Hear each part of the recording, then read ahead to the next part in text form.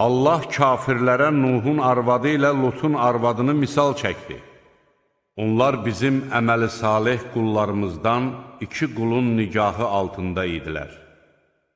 Onlar ərlərinə xəyanət etdilər və bunlar onları Allahdan heç cür xilas edə bilmədilər. Onlara, girənlərlə birgə ikiniz də oda girin deyildi.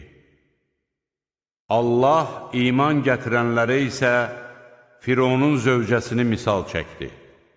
O zaman o, ey Rəbbim, mənə öz yanında, cənnətdə bir ev tik, məni Firondan və onun əməlindən xilas et, məni zalım adamlardan qurtar demişdi.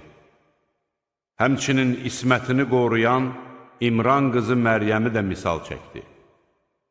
Biz ona paltarının yaxasından öz ruhumuzdan üfürdük.